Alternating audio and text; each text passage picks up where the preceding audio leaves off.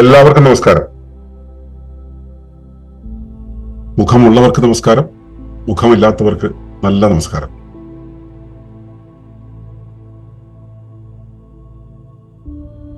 കഴിഞ്ഞ ഒരു വർഷമായിട്ട് ഈ ഫ്രൈഡേ വിസ്ഡം എന്നുള്ള പ്രോഗ്രാം നമ്മൾ നടത്തുന്നില്ല. വെള്ളിയാഴ്ചകളിലുള്ള ആ പരിപാടി നടത്തുന്നില്ല. കാരണം കഴിഞ്ഞ പരിസ്ഥിതി ദിനം മുതൽ ഞാൻ ഒരു സാധനയുടെ വഴിയായിരുന്നു, ഈ പരിസ്ഥിതി പ്രകൃതി സാധനകളുടെ വഴിയിലായിരുന്നു. പിന്നെ ഇപ്പോ ഇടയ്ക്ക് ചില ആളുകൾ ഇങ്ങനെ ഫ്രൈഡേ വിസ്ഡം ആവശ്യപ്പെടുന്നുണ്ട്. അപ്പൊ അതുകൊണ്ട് ഇന്നു മുതൽ ഇത് സ്റ്റാർട്ട് ചെയ്യാമെന്നുള്ളൊരു ധാരണയിലാണ് ഇതിപ്പോ സംസാരിച്ചു തുടങ്ങുന്നത്. എന്താണെങ്കിലും ലോക പരിസ്ഥിതി ദിനം എല്ലാവരും സമുചിതമായി ആചരിക്കുന്നുണ്ട്. എല്ലാ സ്കൂളുകളിലും ഈ മരം വയ്ക്കാനായിട്ടൊരു സ്പോട്ട് ഉണ്ടാവും. എല്ലാ വർഷവും അവിടെ കൊണ്ട് മരം വയ്ക്കും. അടുത്ത വർഷം അവിടെ തന്നെ മരം വയ്ക്കും.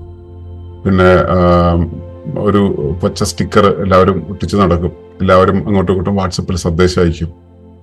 അങ്ങനെ പരിസ്ഥിതി ദിനം ഗംഭീരമായിട്ട് കൊണ്ടാടുന്നുണ്ട്. എല്ലാവരും ആചരിക്കേണ്ട സംഭവമാണ് പരിസ്ഥിതി ദിനം. പക്ഷെ അത് നമ്മുടെ ജീവിതമായിട്ട് എങ്ങനെ കണക്ട് ആവുന്നു ചോദിച്ചു കഴിഞ്ഞാൽ, ഈ സേവനവാരമൊക്കെ പോലെ എല്ലാ വർഷവും ആചരിക്കേണ്ട കുറെ ദിവസങ്ങളുടെ കൂട്ടത്തിൽ മാത്രം പെടുത്തുന്ന ഒരു കാര്യമാണ് എന്ന രീതിയിൽ നമ്മൾ അതിനെ കണക്കാക്കുമ്പോൾ നമുക്ക് നഷ്ടപ്പെടുന്നത് എന്താണ് എന്നുള്ള കാര്യങ്ങളെല്ലാം ഇവിടെ ഇരിക്കുന്ന അതിന്റെ പ്രാധാന്യം മനസ്സിലാക്കിയിട്ടുള്ള ആളുകൾക്ക് അത് അറിയാമെന്നുള്ളതാണ് എന്ന് കരുതുന്നത്. അപ്പൊ അതിന്റെ ആഴത്തിലേക്ക് പോകേണ്ടതില്ല. പ്രകൃതിയിൽ പ്രശ്നങ്ങളുണ്ട്, പരിസ്ഥിതിയിൽ പ്രശ്നങ്ങളുണ്ട് എന്നുള്ളതൊക്കെ നമുക്കറിയാം. ഇത് എവിടെ വരെ കൊണ്ടുപോകും എന്നുള്ളതിനെ കുറിച്ച് ചെറിയ ചില ധാരണകൾ പലർക്കും ഉണ്ട്. എവിടെ വരെ കൊണ്ടുപോകുന്ന വെച്ച് കഴിഞ്ഞാല്, ഇപ്പൊ കഴിഞ്ഞ മാസങ്ങളിലെ ചൂട് തന്നെ ആലോചിച്ചാൽ മതി. നമുക്ക് സഹിക്കാൻ പറ്റില്ല, വെളിയിലെങ്ങ് ഇറങ്ങാൻ പറ്റാത്തൊരവസ്ഥ. ഈ അവസ്ഥയിലേക്ക് നമ്മളെ കൊണ്ടുപോകുന്നു. ഇനി അതിശൈത്യം എന്നുള്ളൊരു കാര്യം കൂടെ വരുന്നുണ്ട്. ഇവിടെ ഇരിക്കുന്ന എത്ര പേർക്ക് ഇതില് ബോധ്യമുണ്ടെന്നറിയില്ല. ജിയോ എഞ്ചിനീയറിംഗിന്റെ ഒക്കെ ഭാഗമായിട്ട് ഇതിൽ കുറേയേറെ കാര്യങ്ങൾ കൃത്രിമമായിട്ട് വരുത്തുന്നതാണ്. ഈ ചൂട് കൂട്ടുന്നത്, തണുപ്പ് കൂട്ടുന്നത്, പേമാരി പെയ്യിക്കുന്നത്, ഭൂകമ്പം ഉണ്ടാക്കുന്നത് തുടങ്ങിയ കാര്യങ്ങളെല്ലാം കൃത്രിമമായിട്ട് ചെയ്യുന്നുണ്ട് എന്നുള്ളൊരു കാര്യം ഇതിൽ എത്ര പേർക്ക് അറിയുമെന്ന് എനിക്കറിയില്ല. അപ്പോൾ അങ്ങനെയുള്ള ഒരു തലം വേൾഡ് ഇക്കോണമിയെ കൈകാര്യം ചെയ്യുന്നതിന് വേണ്ടി, വേൾഡ് റിസോഴ്സസിനെ പ്രൊട്ടക്ട് ചെയ്യുന്നതിന് വേണ്ടിയിട്ട് അങ്ങനെയുള്ള പല ലക്ഷ്യങ്ങൾ വെച്ചുകൊണ്ട് ലോക അതോറിറ്റികൾ, ലോകത്തെ മുഴുവൻ നിയന്ത്രിക്കുന്ന, ലോക ഗവൺമെന്റുകളെ നിയന്ത്രിക്കുന്ന അതോറിറ്റികൾ അതിനുവേണ്ടിയുള്ള പരിപാടികൾ അപ്പുറത്ത് ചെയ്തുകൊണ്ടിരിക്കുന്നുണ്ട്.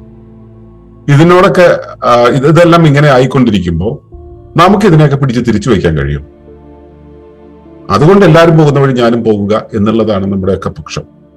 ഞങ്ങൾ കഴിഞ്ഞ 10, 30, 35 വർഷങ്ങളായിട്ട് ഞങ്ങൾ ശ്രമിക്കുന്നത് വെച്ചാൽ സമ്പൂർണ്ണ സ്വാശ്രയത്വത്തിലാകുന്ന ഗ്രിഡിനെ, പൊതുവിതരണ സംവിധാനത്തെ ആശ്രയിക്കാതെ സ്വതന്ത്രമായിട്ട് നിൽക്കാൻ കഴിയുന്ന കമ്മ്യൂണിറ്റി ഉള്ള, സ്വാശ്രയത്വം ഉള്ള ഒരു കമ്മ്യൂണിറ്റി ഉണ്ടാകുക എന്നുള്ളതാണ് ഇക്കോ വില്ലേജ് എന്ന് പറയും.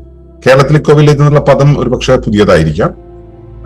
നമ്മൾ പറയുമ്പോൾ എല്ലാവർക്കും ഇക്കോ വില്ലേജോ എന്നൊക്കെ ചോദിക്കാറുണ്ട്. പിന്നെ ഈ വയനാട്ടിലൊക്കെ പ്രകൃതി ഗ്രാമം എന്ന് പറഞ്ഞിട്ട് തേനും ഒക്കെ വിൽക്കാനായിട്ട് ഒരു സംവിധാനമുണ്ട്. അതിനെ പ്രകൃതി ഗ്രാമം എന്ന് പറഞ്ഞു കേട്ടിട്ടുണ്ട്. പക്ഷെ അതല്ലാതെ പ്രകൃതി ഗ്രാമം എന്നുള്ളൊരു ആശയം പലർക്കും അറിയില്ല. ലോകമെമ്പാടും 10,000-ത്തിലധികം ഇക്കോ വില്ലേജുകൾ നിലവിലുണ്ട്. ഈ 10,000-ത്തിലധികം ഇക്കോ വില്ലേജുകൾ വരുന്നത് സസ്റ്റൈനബിലിറ്റിയുടെ മോഡലായിട്ടാണ്, സുസ്ഥിര ജീവനം സാധ്യമാക്കുന്ന മോഡലായിട്ടാണ്. ലോകത്തിൽ ഏറ്റവും കൂടുതൽ, ഈ ആമസോൺ കഴിഞ്ഞാൽ ലോകത്തിൽ ഏറ്റവും കൂടുതൽ ബയോഡൈവേഴ്സിറ്റി ഹോട്ട്സ്പോട്ട് ആയിട്ടുള്ള സ്ഥലമാണ് കേരളം. കേരളത്തിൽ ഈ ചരിവിൽ ജീവിക്കുന്ന ആളുകൾക്ക് ഈ പ്രാധാന്യം പറഞ്ഞാൽ മനസ്സിലാവില്ല. കാരണം നമ്മൾ ഓൾറെഡി ഇവിടെ ജീവിക്കുന്നത് പച്ചപ്പിന്റെ നടുവിലാണ്, വിഭവങ്ങളുടെ നടുവിലാണ്, അറിവിന്റെ നടുവിലാണ്. എല്ലാവിധ സൗകര്യങ്ങളും ഉണ്ട്. സൗകര്യങ്ങളിൽ ജീവിക്കുന്ന ഒരുത്തൻ ഒരിക്കലും പ്രശ്നത്തെക്കുറിച്ച് ആലോചിക്കില്ല. അതുകൊണ്ട് തന്നെ ഇവിടെ ഞങ്ങൾ 1994 മുതൽ നമ്മൾ കമ്മ്യൂണായിട്ട് ജീവിച്ചു വരുന്നു. അങ്ങനെയൊക്കെ പോയിട്ടും ഇപ്പൊ ഈ കൂടിയ കുറച്ച് ആളുകൾ, ഇതിലെ സ്ക്രീനൊക്കെ തുറന്നിട്ടിരിക്കുന്ന കുറച്ച് ആളുകൾ അല്ലാതെ വേറെ ആരും തന്നെ, അല്ലെങ്കിൽ വളരെ വിരലെണ്ണാവുന്ന കുറച്ച് ആളുകളല്ലാതെ മറ്റുള്ളവർക്കൊന്നും ഇതിന്റെ പ്രാധാന്യം ഒന്നും മനസ്സിലാവുന്നില്ല. അവിടെ ഇരിക്കട്ടെ. അപ്പൊ നമ്മൾ കുട്ടികൾക്ക് വേണ്ടി ഹരിത മൂല്യങ്ങൾ ഉണ്ടാക്കി കൊടുക്കുന്ന കുറച്ച് പരിപാടികളൊക്കെ ചെയ്യാറുണ്ട്. അതിന്റെ ഭാഗമായിട്ട് നമ്മൾ മുൻപോട്ട് വെച്ച ഒരു കാര്യമാണ് കുട്ടികളെ ഈ ഒരു പ്രാക്ടീസിലൂടെ കൊണ്ടുപോയിക്കാൻ വേണ്ടി അവരുടെ വാല്യൂ എഡ്യൂക്കേഷന്റെ ഭാഗമായിട്ട് നമ്മൾ മുമ്പോട്ട് വെച്ചൊരു ആശയമാണ് 31R എന്ന് പറയുന്നത്. അപ്പൊ 31R ആധാരമാക്കിയിട്ടാണ് നമ്മൾ ഇപ്പോ ഈ കാര്യങ്ങൾ ചെയ്തു പോകുന്നത്. ഞങ്ങൾ സ്വാശ്രയത്വമുള്ള ഒരു ഗ്രാമം ഉണ്ടാക്കാനായിട്ട് കുറച്ച് സ്ഥലത്ത് ഇങ്ങനെയുള്ള കാര്യങ്ങളെല്ലാം ചെയ്യാൻ ശ്രമിച്ചുകൊണ്ടിരിക്കുന്നു. അതിന്റെ കൂടെ ജീവിക്കാനും കൂടെ വന്ന് നിൽക്കാനും ഒക്കെയുള്ള ആളുകളെ കണ്ടെത്താൻ ശ്രമിച്ചുകൊണ്ടിരിക്കുന്നു. 2030 ലോകം അജണ്ട 2030 എന്ന് പറയുന്ന പുതിയ ലോകക്രമം എന്നുള്ള സംവിധാനത്തിലേക്ക് തിരിയാൻ ഒരുങ്ങുമ്പോൾ അത് കഴിഞ്ഞാൽ നിങ്ങൾ you on nothing but you will be happy എന്ന് പറയുന്ന ഒരു സ്ലോഗൻ ഉണ്ടല്ലോ. യു ഓൺ നത്തിങ്, നിങ്ങൾ ഒന്നും സ്വന്തമാക്കില്ല, പക്ഷെ നിങ്ങൾ ഹാപ്പി ആയിരിക്കും എന്ന് പറയുന്ന ആ ഒരു പരിപാടി, നിങ്ങൾക്ക് പ്രൈവറ്റ് പ്രോപ്പർട്ടി ഉണ്ടാവില്ല എന്ന് പറയുന്ന ഒരു പരിപാടിയിലേക്ക് നമ്മളെ കൊണ്ടുപോകുന്നു. ആ സമയത്ത് നിങ്ങൾ എങ്ങനെ ജീവിക്കണം, നിങ്ങൾ അടച്ചിട്ട സംവിധാനങ്ങൾ എങ്ങനെ ജീവിക്കണം എന്നത് ബിഗ് ബോസ് പോലുള്ള പരിപാടികൾ വഴി നമുക്ക് ട്രെയിനിങ് തന്നുകൊണ്ടിരിക്കുന്നുണ്ട്. പലവിധം ട്രെയിനിങ്ങുകൾ നമുക്ക് നിരന്തരമായിട്ട് തന്നുകൊണ്ടിരിക്കുന്നുണ്ട്. അതെല്ലാം കേട്ട് വശായി നമ്മളെ ഇതാണ് സ്വർഗലോകം എന്ന് കരുതി നമ്മൾ ജീവിച്ചു പോകുന്നുമുണ്ട്. ഇതിനെ അതിജീവിക്കണമെങ്കിൽ സ്വാശ്രയത്വമുള്ള ഒരവസ്ഥ ഉണ്ടാവണം. സ്വാശ്രയത്വം ഉള്ള ഒരു അവസ്ഥ ഉണ്ടാവണമെങ്കിൽ ഒരാൾ മാത്രം വിചാരിച്ചാൽ പോരാ, ഒരു കൂട്ടമെങ്കിലും അതിനുവേണ്ടി ഇറങ്ങിത്തിരിക്കണം. ഒരു കൂട്ടം ഉണ്ടാകണമെങ്കിൽ, കേരളത്തിലെ ഒരു കൂട്ടം ഉണ്ടാവുമെന്ന് വെച്ചാൽ കേരളത്തിലെ രണ്ടുപേര് ഒരുമിച്ച് കൂടിയാൽ മതി. ലോകമെമ്പാടുമുള്ള അവസ്ഥ തന്നെയാണ്, കേരളത്തിൽ ഇത്തിരി കൂടുതലാണെന്ന് മാത്രം. രണ്ടുപേര് ഒരുമിച്ച് കയറിയ 4 അഭിപ്രായം വരും.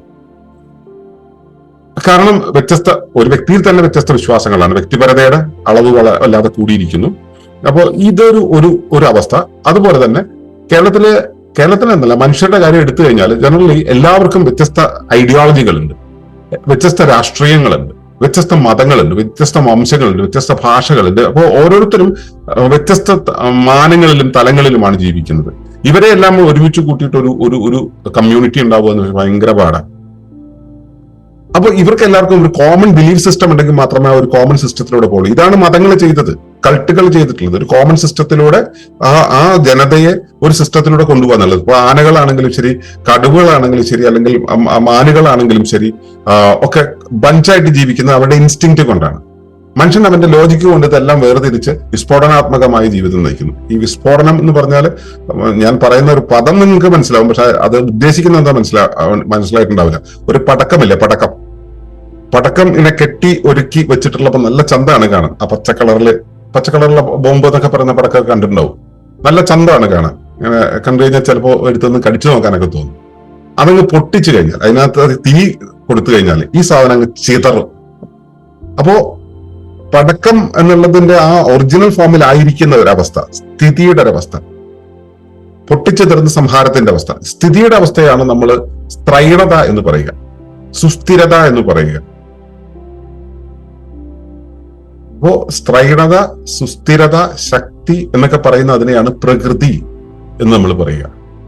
പ്രപഞ്ചം എന്ന് പറയുന്നത് എന്താ? പഞ്ചമായി തിരിയുന്ന, പലതായി തിരിയുന്ന, വിഘടിച്ചു പോകുന്ന ഒരവസ്ഥയാണ്. ആത്മീയ ഭാഷയിൽ അതിന് ശിവം എന്നൊക്കെ പറയും. പക്ഷെ പൗരുഷം എന്ന് പറയുന്നത് അതിന്റെ കേന്ദ്രത്തിൽ നിന്ന് ദൂരത്തേക്ക് പോകുന്ന ഒരവസ്ഥ, ചിതറുന്നൊരവസ്ഥ. ഇത് രണ്ടും തമ്മിലുള്ള ഒരു ബാലൻസ് ഉണ്ട്. ആ ബാലൻസ് നിലനിർത്താൻ വേണ്ടി പല സംവിധാനങ്ങളും ലോകത്തുണ്ടായിട്ടുണ്ട്. അതിലൊന്നാണ് ഈ പറഞ്ഞ മതം. മറ്റൊന്നാണ് കൾട്ട് എന്ന് പറയുന്നത്, ഈ ജീവിത ക്രമങ്ങൾ എന്ന് പറയുന്നത്. വേറൊന്ന് നമ്മളെ നമ്മുടെ സംവിധാനത്തിൽ ചേർത്ത് നിർത്തുന്ന ഒന്നാണ് ഈ ഗുരുകുലം എന്നൊക്കെ പറയുന്ന അവസ്ഥകൾ. ഈ അവസ്ഥയെല്ലാം നിലനിൽക്കുന്ന സമയത്താണ് ഈ പമ്പരം തലയുയർത്തി നിൽക്കുന്നത് പോലെ, ആന്റി ഗ്രാവിറ്റി പ്രകടിപ്പിക്കുന്നത് പോലെ ഗുരുത്വത്തോടുകൂടി നമുക്ക് ഡൈനാമിക് ആയിട്ട് നിലനിർത്താൻ കഴിയുക. ഇതിനെ ചിതറിക്കുന്ന പരിപാടിയാണ് നമ്മൾ വികസനം എന്ന് പറഞ്ഞ് നമ്മൾ പ്രൊമോട്ട് ചെയ്തുകൊണ്ടിരിക്കുന്നത്. സത്യത്തിൽ ഇതിന്റെ പ്രകൃതി നിയമങ്ങളെ കൃത്യമായിട്ട് അറിഞ്ഞാൽ നമ്മൾ എവിടം കൊണ്ടാണ് ഇതിന്റെ പരിധി വിട്ടു പോകുന്നത് എന്ന് മനസ്സിലാവും. അനന്തമായ പരിധിയിലേക്ക് വളരുക എന്നുള്ളത് പ്രകൃതിയിൽ ഇല്ലാത്തതാണ്, പ്രകൃതി സമ്മതിക്കാത്തതാണ്. അങ്ങനെ പ്രകൃതി സമ്മതിക്കുമായിരുന്നെങ്കിൽ നിങ്ങൾക്കൊക്കെ ആനയെക്കാളും ഹിമാലയത്തെക്കാളും വലിപ്പം വന്നേനെ, അത്രയേറെ വലിപ്പം വന്നേനെ. ആ വലിപ്പത്തിലേക്ക് വലുതാകാതെ നിങ്ങൾ ഇപ്പോൾ കാണുന്ന വലിപ്പത്തിൽ ആയിരിക്കുന്നത് നിങ്ങളുടെ ശരീരം പ്രകടിപ്പിക്കുന്ന സൈസ് റൈറ്റ്നസ് അല്ലെങ്കിൽ വളർച്ചാപരിധി എന്ന് പറയുന്ന പ്രകൃതി പ്രതിഭാസം കൊണ്ടാണ്. ഇതുപോലെ ഒട്ടേറെ പ്രതിഭാസങ്ങൾ ചേർന്നിട്ട് അവയുടെ ബഹുക്രമം, ഒന്നിലേറെ ക്രമങ്ങൾ ഒരിടത്ത് മീറ്റ് ചെയ്യുന്നത്, ഒന്നിലേറെ കാര്യങ്ങൾ ഒരിടത്ത് മീറ്റ് ചെയ്യുന്നില്ല, ഒന്നിലേറെ ക്രമങ്ങൾ ഒരിടത്ത് മീറ്റ് ചെയ്യുന്നതിനാണ് ബഹുക്രമം എന്ന് പറയുക.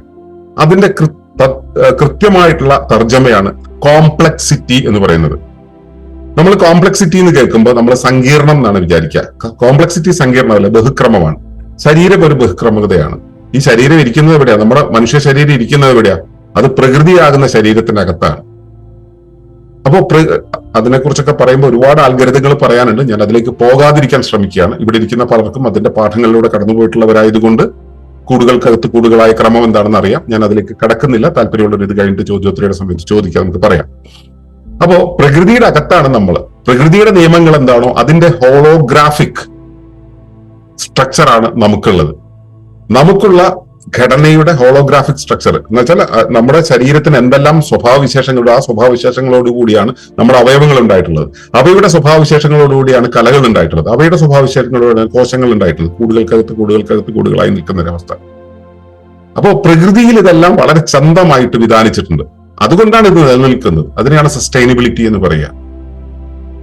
അതിനിടയിൽ ഒരാൾക്ക് തോന്നുകയാണ് എന്റെ ശരീരം ഇങ്ങനെ ഇരുന്നാൽ പോരാ, ഞാൻ ഒരുപാട് തിന്നണം, ഒരുപാട് വളരണം എന്ന് കരുതി കിട്ടുന്ന സാധനങ്ങളൊക്കെ വലിച്ചു കെട്ടി തിന്നുകൊണ്ടിരുന്നു കഴിഞ്ഞാൽ ഒന്നുകിൽ വല്ല അസുഖം വരും, അല്ലെങ്കിൽ പൊണ്ണത്തടി വരും. എന്തു വന്നു കഴിഞ്ഞാൽ ഇയാള് ആരോഗ്യക്ഷയം വന്നിട്ട് പ്രശ്നങ്ങളിലായി ആള് അകാലത്ത് മരിച്ചു പോകും. അപ്പൊ ഈ വിധത്തിലുള്ള ഒരു പരിണാമം നമ്മളിൽ ഉണ്ടാകുന്നത് എന്തുകൊണ്ടാണ്? നമുക്ക് ഈ പ്രകൃതിയുടെ നിയമങ്ങൾ, പ്രകൃതി നമുക്ക് നൽകിയിട്ടുള്ള നിയമങ്ങൾ അല്ലെങ്കിൽ പ്രതിഭാസങ്ങളെ നമുക്ക് തിരിച്ചറിയാൻ കഴിയാത്തത് കൊണ്ടാണ്. സത്യത്തിൽ നമ്മൾ പ്രകൃതിയിൽ നിന്നും പഠിച്ചാൽ മതി. പ്രകൃതി ഇതിനെങ്ങനെയാണ് സംവിധാനം ചെയ്തിട്ടുള്ളത് എന്ന് പഠിച്ചാൽ മതി. അതിനെ നിരീക്ഷിച്ചാൽ മതി. ആ നിരീക്ഷിക്കുന്ന സമയത്ത് നമുക്ക് ഈ കാര്യങ്ങളെല്ലാം എങ്ങനെ പ്രവർത്തിക്കുന്നു എന്ന് നമുക്ക് പിടികിട്ടിക്കഴിഞ്ഞാൽ നമുക്ക് വളരെ ഈസി ആയിട്ട് അത് നടപ്പിലാക്കാൻ കഴിയും. ഈ പ്രചോദനം എന്ന് പറയുന്ന ഒരു പദം നിങ്ങൾ കേട്ടിട്ടുണ്ടാവും. എന്താണ് പ്രചോദനം എന്ന് പറയുന്നത്? അത് നമ്മൾ ഒന്നിനെ കണ്ടിട്ട് അതിന്റെ കുറെ ഇൻഫർമേഷൻ കളക്ട് ചെയ്തിട്ട് നമ്മൾ അതിനെ അതുപോലെ ഡ്യൂപ്ലിക്കേറ്റ് ചെയ്യാന്നൊരു പരിപാടി ഉണ്ടല്ലോ, അതാണോ പ്രചോദനം എന്ന് പറയുന്നത്? അല്ല. പ്രചോദനം എന്ന് പറയുന്നത് അത് ഇങ്ങനെ പ്രവർത്തിക്കുന്നു, അത് കാണുമ്പോൾ ഉണ്ടാവുന്ന ഹർഷം, അത് ആ പ്രവർത്തന തത്വം, ആ തത്വത്തെ നമ്മുടെ ജ്ഞാനത്തിലേക്ക് ചേർത്ത് വെക്കുക, നമ്മുടെ ജ്ഞാനത്തെ ആ തത്വത്തിലേക്ക് ചേർത്ത് വെക്കുക, അതിലേക്ക് സ്വയം തുറന്നു കൊടുക്കലാണ്. ഇപ്പൊ ഒരു വിത്ത് മുളയ്ക്കുന്നു. ഒരു വിത്ത് എന്ന് പറയുന്നത് വളരെ ചെറിയ സൂക്ഷ്മമായ ഒരു സത്ത. അത് അനുകൂല പശ്ചാത്തലത്തിലായിരുന്നാൽ അത് വികസിച്ച് ഒരു മഹാവൃക്ഷമായി മാറുന്നു എന്നുള്ളത് നമ്മൾ കാണുന്നുണ്ട്. അതുപോലെ ഇവിടെ കാര്യങ്ങളെ അതുപോലെ വികസിപ്പിക്കാൻ നമുക്ക് കഴിയുമെന്ന് അറിഞ്ഞാൽ നമുക്ക് കൃഷി ചെയ്യാൻ കഴിയും. ഒരു കാട് നിലനിൽക്കുന്നു. കാട്ടിലെ ജീവജാലങ്ങളുടെ ഇടയിലേക്ക് നമ്മളൊന്നും പോയി ഒന്നും ചെയ്തില്ല, കാട്ട് തീയിട്ടില്ലെങ്കിൽ നമ്മൾ പ്രത്യേകിച്ച് ഒന്നും ചെയ്തില്ലെങ്കിൽ ആ കാട്ട് നിരന്തരമായിട്ട് അതിങ്ങനെ സ്വയം മെയിൻറ്റെയിൻ ചെയ്തു പോകും. നമ്മുടെ വീടിന്റെ മുറ്റത്ത് പുല്ല് മുളച്ചു കഴിഞ്ഞാൽ നമ്മൾ നിത്യവും തൂത്തുവാരുകയാണെങ്കിൽ ആ പുല്ല് മുളയ്ക്കാതെ പോകും. നമ്മൾ പുല്ല് മുളയ്ക്കുന്നതിനെ തടയാതിരിക്കാൻ നമ്മൾ അടിച്ചു വാരുന്നത് നിർത്തിയാൽ മതി. അവിടെ ഒരു കാടുണ്ടാവും. നമ്മൾ ചെത്തിക്കോരി ഇട്ട് കഴിഞ്ഞാൽ 4 ദിവസം കഴിഞ്ഞ് ആ വഴിക്ക് പോയിട്ടില്ലെങ്കിൽ അവിടെ കാടുണ്ടാവും. നമ്മുടെ ശരീരത്തിൽ ഒരു മുറിപ്പാട് വന്നു കഴിഞ്ഞാൽ ആ മുറിപ്പാട് നമ്മൾ ഒന്നും ചെയ്തില്ലെങ്കിൽ അത് തനിയെ ശരിയായിക്കോളും. അതായത് ശരീരത്തിന് സ്വയം നിർദ്ധാരണ സ്വഭാവമുണ്ട്. സ്വയം സംഘടിച്ച്, സ്വയം പ്രവർത്തിച്ച്, സ്വയം പരിചരിച്ച്, സ്വയം വംശീകരിച്ച് പോകുന്ന സംവിധാനത്തെയാണ് ജീവൻ എന്ന് പറയുക. പ്രകൃതിയുടെ ഏറ്റവും വലിയ സവിശേഷത എന്ന് പറയുന്ന ആ സ്വയം നിർദ്ധാരണ സംവിധാനമാണ്, അല്ലെങ്കിൽ സ്വയം സംഘാടനമാണ്, സെൽഫ് ഓർഗനൈസേഷൻ എന്ന് പറയുന്നത്. ആ സെൽഫ് ഓർഗനൈസേഷനെ നിരീക്ഷിച്ചാൽ, ആ സെൽഫ് ഓർഗനൈസേഷന്റെ നിയമങ്ങളെ നിരീക്ഷിച്ചാൽ, അതിൽ നിന്നും അതിന്റെ ആ പ്രകൃതി നിയമങ്ങളെ, അതിന്റെ ഹോളോഗ്രാമിനെ, അതിന്റെ പ്രവർത്തന തത്വങ്ങളെ എല്ലാം സ്വീകരിച്ച് അതിൽ നിന്നും പ്രചോദനം ഉൾക്കൊള്ളുന്ന സമയത്താണ് നമുക്ക് കാര്യങ്ങളെ കൃത്യമായി ചെയ്യാൻ കഴിയുക. പ്രകൃതി നിയമങ്ങൾക്ക് അനുസരിച്ച് സുസ്ഥിരമായിട്ട് കാര്യങ്ങൾ ചെയ്യാൻ കഴിയുക. നമ്മൾ ഒളിമ്പസിനെ ആധാരമാക്കിയിട്ടാണ് ഇവിടെ പ്രവർത്തിക്കുന്നത്. ഒളിമ്പസിന്റെ ദർശനം പറയുന്നത് മനുഷ്യൻ പ്രകൃതിയുടെ ഉടമയല്ല എന്ന് തന്നെയാണ്. മനുഷ്യൻ പ്രകൃതിയുടെ ഭാഗമാണ്. പ്രകൃതി എന്ന മഹാശരീരത്തിന്റെ ഒരു അവയവമോ ഒരു കോശമോ ആണ്. മനുഷ്യൻ ഈ ആനപ്പുറത്ത് മനുഷ്യൻ ഇരുന്നിട്ട് ആനയെ നടത്തിക്കൊണ്ടുപോകുന്ന പോലെ പ്രകൃതിയുടെ പുറത്തിരുന്ന് അതിനെ നടത്തിക്കൊണ്ടുപോലെ പ്രകൃതിയുടെ അകത്താണ് അവൻ ജീവിക്കുന്നത്. മനുഷ്യൻ പ്രകൃതിയുടെ തുടർച്ചയാണ്. ഇപ്പൊ കടലിലെ മീനുണ്ടല്ലോ, ആ മീനിനെ നമ്മൾ കടലിൽ വെച്ച് കാണുമ്പോൾ മീനിനെയും കടലിനെയും എല്ലാം കൂടെ ചേർത്തിട്ട് നമ്മൾ കടൽ എന്നാണ് പറയുക. പക്ഷെ മീനായിരിക്കുന്നിടത്തോളം കടലിന്റെ അകത്താണെങ്കിലും മീനിനെ തിരിച്ചറിയില്ല ഞാൻ കടലാണെന്ന്. അതുപോലെയാണ് നമ്മുടെ കാര്യം. നമ്മൾ ഈ അറ്റ്മോസ്ഫിയറിനകത്ത്, ഭൂമിക്കകത്ത് ജീവിക്കുമ്പോൾ നമ്മൾ ഇതിന്റെ ഭാഗമാണെന്ന് തിരിച്ചറിയാതെ പോകുന്നതാണ് നമുക്ക് കിട്ടിയ ഭസ്മാസുര ശാപം. അപ്പോ ഇതിനെ നമുക്ക് നിരീക്ഷിച്ചു കൊണ്ടിരിക്കുകയാണെങ്കിൽ സത്യത്തിൽ നമ്മളിപ്പോ ഒരുപാട് പുസ്തകങ്ങളും ഗൂഗിളും ചാറ്റ് ജിപിടിയും അല്ലെങ്കിൽ ജെമിനിയും അല്ലെങ്കിൽ പെർപ്ലക്സിറ്റിയും ഒക്കെ വെച്ചിട്ട് നമ്മളിങ്ങനെ റെഫർ ചെയ്യുന്നുണ്ടല്ലോ. അതിലും വലിയ റെഫറൻസ് സ്പേസ് ആണ് പ്രകൃതി എന്ന് പറയുന്നത്. പ്രകൃതി എന്ന് പറയുന്നത് ഒരു വസ്തുസഞ്ചയമല്ല, ഒരു കൂട്ടം വസ്തുക്കൾ. ഇപ്പൊ ഈ പ്രകൃതിയെ കുറിച്ച് പറയുന്നവരുടെ ഒരു ഇൻസ്ട്രുമെന്റൽ വീക്ഷണമുണ്ട്. അതിന്റെ ഉപഭോഗപരമായ ഉപകരണാത്മകമായ അതിന്റെ പ്രകൃതിയുടെ പ്രത്യേകതകൾ കണ്ടുകൊണ്ട് നമ്മൾ പ്രകൃതിയെ കാണുന്ന സമയത്ത് എനിക്ക് അതുകൊണ്ട് എന്ത് ഗുണമുണ്ട്, എനിക്ക് അതിൽ നിന്ന് ഇത് കിട്ടും, എനിക്ക് എത്ര ലാഭം ഉണ്ടാകും എന്നുള്ളത്. നമ്മുടെ പറമ്പിന്റെ അതിരിൽ ഒരു ചെടി നിൽക്കുന്നുണ്ടെങ്കിൽ ആ ചെടി അവിടെ നിൽക്കണോ വേണ്ടോ നമ്മൾ തീരുമാനിക്കും. കാരണം അതുകൊണ്ട് ഗുണമുണ്ട്. അത് വിറ്റാൽ 5 കൊല്ലം കഴിയുമ്പോൾ അതിനൊരു 1,00,000 രൂപ വില കിട്ടും. തേക്കാണ്, അതുകൊണ്ട് വിൽക്കണ്ട, അത് പൊളിക്കണ്ട. മറ്റേതൊരു പാഴ്ചെടി. നമ്മളെ നോക്കിയിട്ട് ഇത് പാഴാണെന്ന് മറ്റൊരാൾ പറഞ്ഞ് നമ്മൾ സമ്മതിക്കും? നമ്മൾ മനുഷ്യാവകാശം പൊക്കിക്കൊണ്ട് പോകില്ലേ? ഇവിടെ എന്ത് കാര്യങ്ങളും, എന്ത് പ്രകൃതിയിൽ എന്തുണ്ടാവുകയാണെങ്കിലും, ചൈനയിൽ ഉണ്ടാക്കിയ മറ്റേ വൈറസ് ആണെങ്കിൽ പോലും, എന്താണെങ്കിലും അതിന് അതിൻ്റെതായ ധർമ്മമുണ്ട്. അതിന്റെ സ്ഥലകാല രൂപഭാവങ്ങളിൽ ഒതുങ്ങി നിൽക്കുന്ന പർപ്പസ് ഉണ്ട്, ഒരു ധർമ്മമുണ്ട്. ആ ധർമ്മം നടപ്പിലാക്കാനാണ് അതുണ്ടായിട്ടുള്ളത്. അതിനോട് എത്രത്തോളം എത്രത്തോളം അനുരൂപനം ചെയ്ത് നിൽക്കാൻ നമുക്ക് കഴിയണം എന്നുള്ളതാണ് കാര്യം. അത് തിരിച്ചറിയാനുള്ള ഒരു മനസ്സ് നമുക്കുണ്ടാവുക, കാഴ്ച നമുക്കുണ്ടാവുക എന്നുള്ളതാണ് കാര്യം. നമ്മുടെ ആധുനിക വിദ്യാഭ്യാസവും ആധുനിക ശാസ്ത്രവും നമ്മളെ അതിൽ നിന്ന് വഴിതിരിക്കുന്നുണ്ട്. ശാസ്ത്രത്തെ കുറ്റം പറഞ്ഞൊന്നും വിചാരിക്കണ്ട. ഞങ്ങൾ ശാസ്ത്രത്തെ ആധാരമാക്കിയിട്ട് മുമ്പോട്ട് പോകുന്നത്. ഈ ആധുനിക ശാസ്ത്രം എന്ന് പറയുന്ന നമ്മുടെ കണ്ണിൽ പൊടിയിടുന്ന ഒരു സാധനമുണ്ട്, അതിനെയാണ് വിയോജിക്കുന്നത്. റിഡക്ഷനിസത്തിലൂടെ കാര്യങ്ങളെ വിച്ഛേദിച്ച് അതിന്റെ ഒരു എല്ലാ സാഹചര്യങ്ങളും മാറ്റി അതിന്റെ ഒരു ഭാഗത്തെ എടുത്തു കഴിഞ്ഞാൽ അതാണ് സത്യം എന്ന് വിചാരിക്കുന്ന ശാസ്ത്രം ഉണ്ടല്ലോ, അതാണെന്ന് സ്ഥാപിക്കുന്ന ശാസ്ത്രം ഉണ്ടല്ലോ. ഇത് കച്ചവട ശാസ്ത്രത്തിന്റെ കയ്യിലാണ്. നിജശാസ്ത്രം അവിടെയല്ല. നിജശാസ്ത്രം ഇതിനെല്ലാം സമഗ്രമായി കാണുന്നു. അതിന്റെ സ്വയം നിർദ്ധാരണ സംവിധാനത്തെ കാണുന്നു. അതിന്റെ പശ്ചാത്തലങ്ങളെയും അതിന്റെ ബന്ധങ്ങളെയും ചേർത്ത് വെച്ച് കാണുന്നു. അങ്ങനെയാണ് കാണേണ്ടത് എന്ന് സിസ്റ്റമിക് തിങ്കിങ് പറയുന്നുണ്ട്. പക്ഷെ നമ്മളത് അറിയുന്നില്ല. നമ്മുടെ സ്കൂളുകളിൽ അത് പഠിപ്പിക്കുന്നില്ല. പ്രകൃതിയിൽ അത് പഠിക്കുന്നുണ്ട്. പ്രകൃതിയിൽ നിരീക്ഷിച്ച് നമുക്കിത് കാണാം. ഒരു കാട്ടിൽ പോയി കഴിഞ്ഞാൽ അതിന്റെ സമഗ്രത നമുക്ക് കാണാം. ഇവയെല്ലാം തമ്മിലുള്ള പരസ്പര ജാലികയെ നമുക്ക് കാണാം. ആ ജാലിക കൊണ്ടാണ് അത് വീഴാതെ നിലനിൽക്കുന്നുണ്ട്. കാടിന്റെ സുസ്ഥിരത എന്ന് പറയുന്നത്, കാടിന്റെ സ്വയം നിർദ്ധാരണം എന്ന് പറയുന്നത് ആ വിധത്തിലാണ്. അത് കാണാനുള്ള കണ്ണ് നമുക്കുണ്ടാവണം. ആ കണ്ണ് സായിപ്പിന്റെ എഡ്യൂക്കേഷൻ സിസ്റ്റം നമ്മുടെ കണ്ണ് കെട്ടിയിട്ടുണ്ടെങ്കിൽ ആ കണ്ണിന്റെ കെട്ട് ദൂരെ എറിയണം. അങ്ങനെ നോക്കിയാൽ ഈ കാട് ഒരു പാഠമാണ്. കാട്ടിപ്പോയാൽ അത് കാണുന്നുണ്ടെങ്കിൽ കുറച്ചുകൂടെ, നമ്മൾ കാട്ടിപ്പോയിട്ട് ഡിഗ്രി എടുക്കുകയാണെങ്കിൽ കുറച്ചുകൂടെ കണ്ണ് തുറന്നു വെച്ച് കഴിഞ്ഞാൽ PGക്ക് നമുക്ക് ഗ്രാമങ്ങളിൽ വരാം, നാട്ടിൽ വരാം. കുറച്ചുകൂടെ വിപുലപ്പെട്ട് റിസർച്ച് ചെയ്യുകയാണെങ്കിൽ നമുക്ക് എവിടെ വേണമെങ്കിലും നിൽക്കാം. ഇവിടെയും പ്രകൃതിയുടെ നിയമങ്ങളാണ്. നിങ്ങളൊരു മൊബൈൽ ഫോൺ എടുത്താൽ അവിടെ പ്രവർത്തിക്കുന്ന പ്രകൃതിയുടെ നിയമമാണ്. നിങ്ങളൊരു യുദ്ധ മണ്ഡലത്തെ കണ്ടു കഴിഞ്ഞാൽ അവിടെ പ്രവർത്തിക്കുന്നത് പ്രകൃതിയുടെ നിയമമാണ്. പക്ഷെ അത് എങ്ങനെയാണെന്ന് തിരിച്ചറിയാനുള്ള ആ വീക്ഷണശേഷി, അതിന്റെ ആൽഗോരിതത്തെ, അതിന്റെ നിർദ്ധരണീയ മനസ്സിലാക്കാനുള്ള സാമാന്യ ബോധം നമുക്കുണ്ടാവും. ഈ ബോധമാണ് മോഡേൺ എഡ്യൂക്കേഷൻ നമ്മളിൽ നിന്ന് വെട്ടിക്കളഞ്ഞിട്ടുള്ളത്. നമ്മൾ അതിനെ റീഇൻസ്റ്റേറ്റ് ചെയ്യാൻ വേണ്ടിയുള്ള ഒരു ശ്രമമാണ് ഒളിമ്പസിലൂടെ നടത്തുന്നത്, നമ്മൾ ഇക്കോ വില്ലേജിലൂടെ ശ്രമിക്കുന്നത്. അപ്പൊ ഞാൻ പറഞ്ഞു വന്നത്, പ്രകൃതി എന്ന് പറയുന്നത് ഒരു ജീവിക്കുന്ന റെഫറൻസ് ഗ്രന്ഥമാണ്. ഇവിടെ ഓരോ സൂക്ഷ്മജീവിയും ഒരു പാഠമാണ്, ഓരോ മരവും ഓരോ പാഠമാണ്, ഓരോ പക്ഷിയും അതിന്റെ നാദവും ഓരോ സന്ദേശമാണ്, ഓരോ നദിയും ഓരോ കടലും ഓരോ കാലാവസ്ഥയും ഓരോ ഋതുക്കളും നമുക്കുള്ള ദർശനങ്ങളാണ്. നമ്മുടെ ഈ ആവാസ വ്യവസ്ഥ എന്ന് പറയുന്നത് അത് ഓരോ സർവകലാശാലകളാണ്. അവിടെ നമ്മൾ പഠിക്കണം. പല പാഠങ്ങളുണ്ട്. നമുക്ക് വേണമെങ്കിൽ പറയാം, ആദ്യത്തെ പാഠം എന്ന് പറയുന്നത് ഇവയെല്ലാം ചേർന്നിണങ്ങി നിൽക്കുന്ന സിംബയോസിസ് എന്ന് പറയുന്ന ഒരവസ്ഥയാണ്. പരസ്പരാശ്രയത്വം ഒരവസ്ഥയാണ്.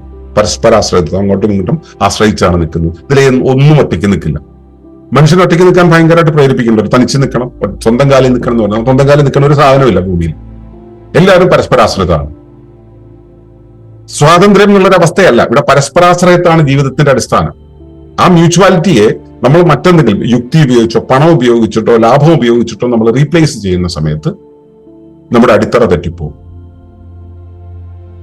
ഈ ജൈവ വൈവിധ്യം അല്ലെങ്കിൽ വൈവിധ്യം എന്ന് പറയുന്ന ഒരു അവസ്ഥയുണ്ടല്ലേ, വിവിധങ്ങളായിട്ടുള്ള അവസ്ഥ, എല്ലാം വിവിഡാണ്, വൈവിധ്യപൂർണമായിട്ടുള്ളതാണ് നമ്മുടെ ലോകം. അവയെല്ലാം ചേർന്ന് ഇണങ്ങി നിൽക്കുന്ന ഒരു ഐക്യമുണ്ട്. ഇതാണ് രണ്ടാമത്തെ പാഠം. ഞാൻ ഒന്നാമത്തെ രണ്ടാമത്തെ പറയാനുള്ള ഒരു ഒഴുക്കിന് വേണ്ടി പറയുന്നതാണ് കേട്ടോ. ഇത് ഒന്നാമത്തെ ആയിരിക്കണം, മറ്റേ രണ്ടാമത്തെ ആയിരിക്കണം, അങ്ങനെ ഒരു നിയമമല്ല. സമൂഹത്തെ നോക്കുക, അല്ലെങ്കിൽ കാട്ടിൽ നോക്കുക, അല്ലെങ്കിൽ നമ്മുടെ ശരീരത്തിലെ കോശങ്ങൾ നോക്കുക. ഇവയെല്ലാം ചേർന്നിണങ്ങിയാണ് നിൽക്കുന്നത്. ഇവർക്കിടയിൽ ഒരു സംഘർഷമില്ല, വ്യത്യസ്തതകൾ നിലനിൽക്കുന്നുണ്ട്. ഇവ പരസ്പരം അനുരൂപപ്പെട്ടുകൊണ്ട് പരസ്പരം പൊരുത്തമായിക്കൊണ്ട് നിൽക്കുന്നു. അങ്ങനെയാണ് സമഗ്രത എന്നുള്ളൊരവസ്ഥ, എല്ലാം കൂടെ ചേർന്നൊരവസ്ഥയുള്ളത്. ഞാൻ നിങ്ങളുടെ മുന്നിലിരുന്ന് ഇത്രയും സംസാരിക്കാൻ എനിക്ക് കഴിയുന്നത് എന്റെ ശരീരത്തിന്റെ എല്ലാ ഭാഗങ്ങളും ചേർന്നിണങ്ങി ഒരുമിച്ച് ഒരു ഓർക്കസ്ട്രേഷൻ നടത്തുന്നത് കൊണ്ടാണ്. ഇത് പ്രകൃതിയുടെ നിയമപ്രകാരമാണ്. ഈ ഏകത്വം എന്ന് വെച്ചാൽ നമ്മൾ മനസ്സിലാക്കിയ ഏകത്വം എന്താ? എല്ലാ ബസ്സുകൾക്കും ഒരേ പെയിന്റ് അടിച്ച് അത് ഒരു സ്റ്റാൻഡേർഡായി.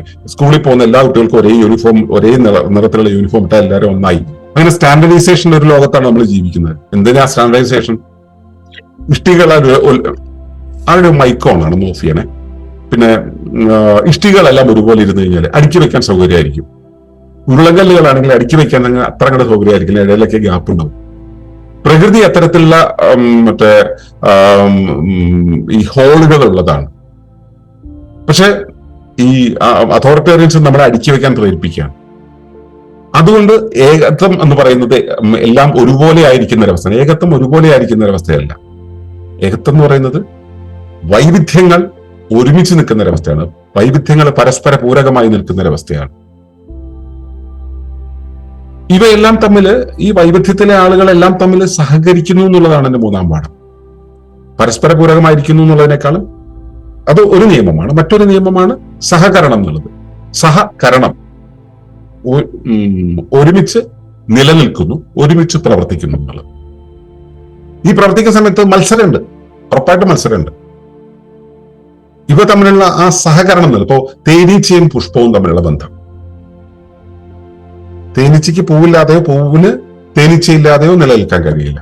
മണ്ണും മരവും തമ്മിലുള്ള ബന്ധം തികച്ചും വിഭിന്നമെന്ന് നമ്മൾ കരുതുന്ന രണ്ട് കാര്യങ്ങൾ ഒരുമിച്ച് ചേർന്ന് നിൽക്കുന്ന ആ സഹകരണം ഉണ്ടല്ലോ,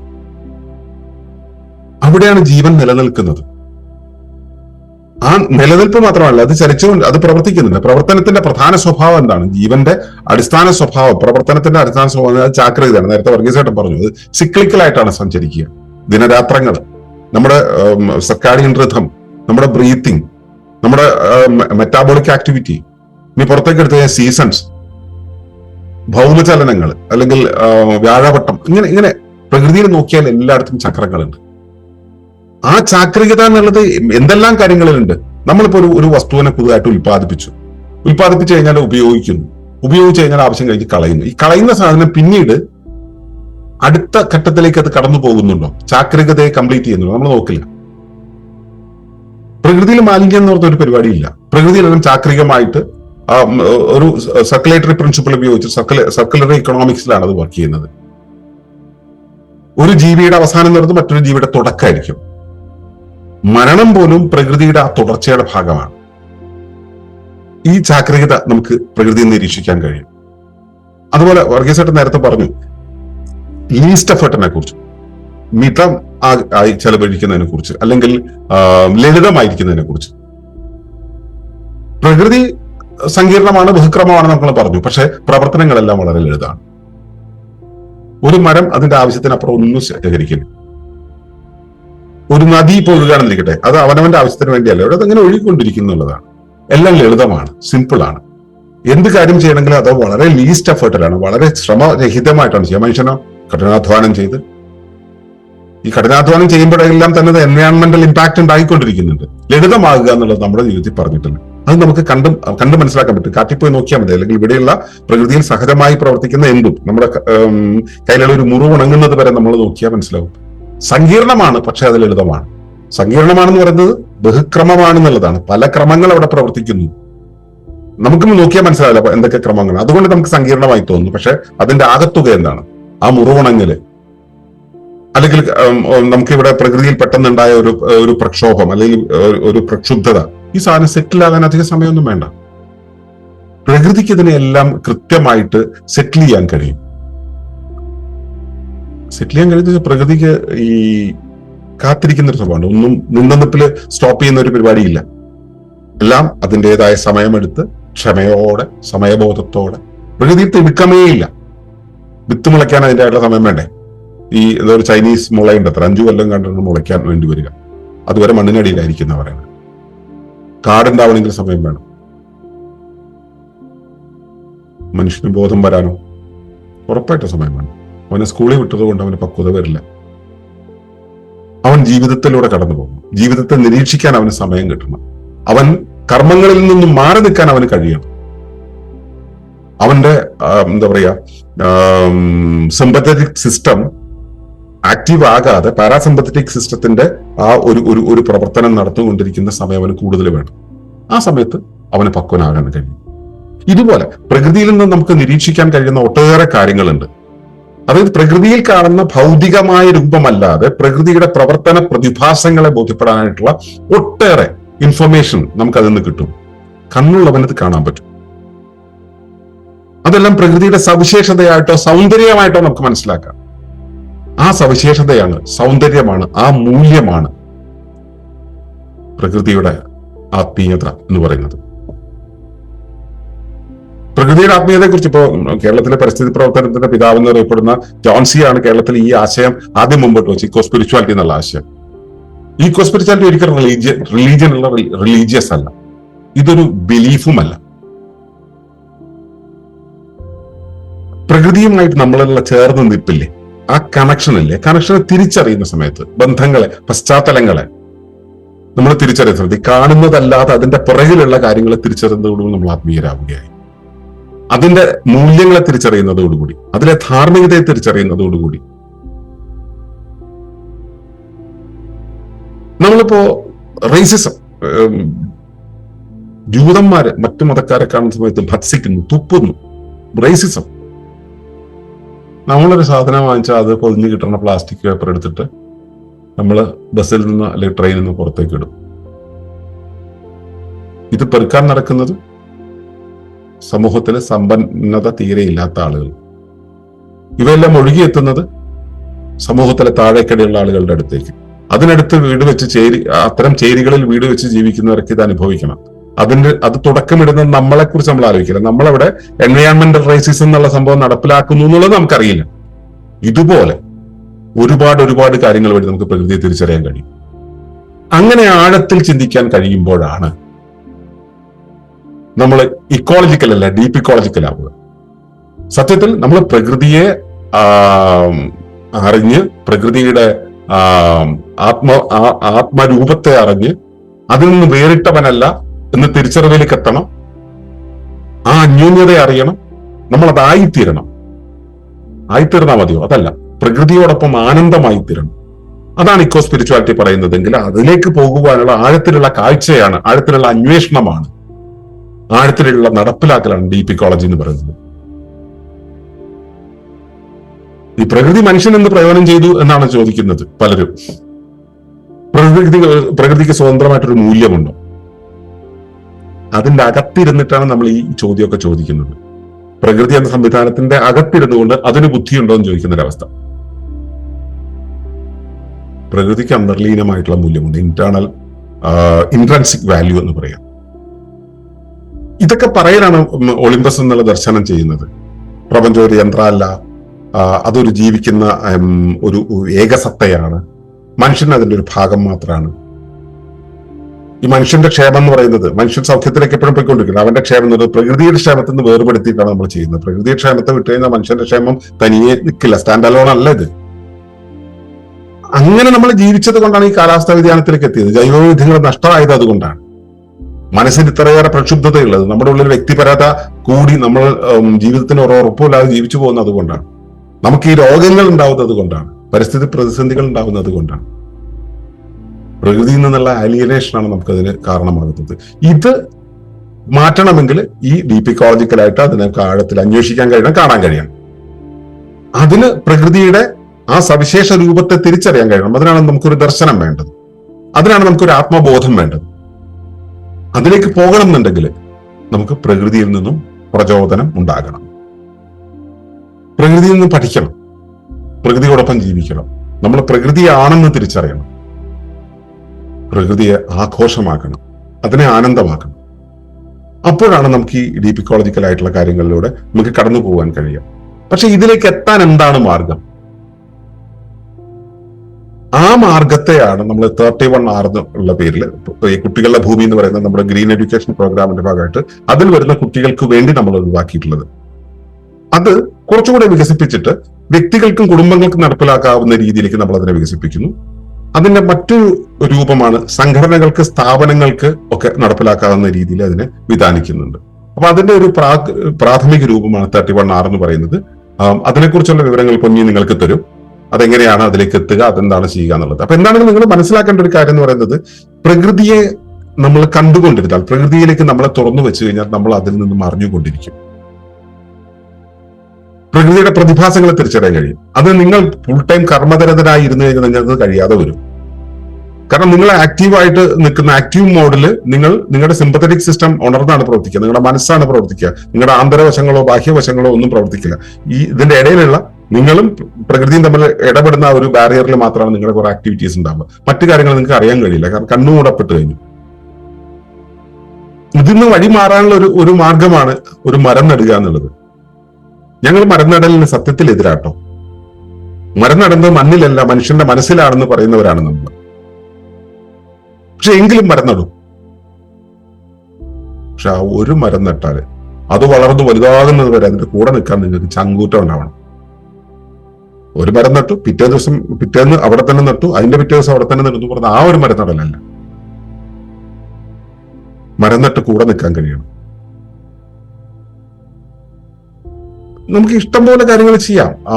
ഇഷ്ടംപോലെ നമുക്ക് ചുറ്റുമുള്ള പക്ഷികൾ, ജീവജാലങ്ങൾ ഇവയെ നിരീക്ഷിക്കാം, അവയോട് ഇന്ററാക്ട് ചെയ്യാം, വിത്തുകൾ മുളപ്പിക്കാം, കൃഷി ചെയ്യാം, അതിൽ നിന്നും കിട്ടുന്നത് എടുത്ത് ജീവിക്കാം. ഇതൊന്നും ചെയ്യാൻ കഴിയില്ലെങ്കിൽ ഏറ്റവും ചുരുക്കിയത് കുറച്ചു സമയം പ്രകൃതിയോടൊപ്പം ചെലവഴിക്കുക.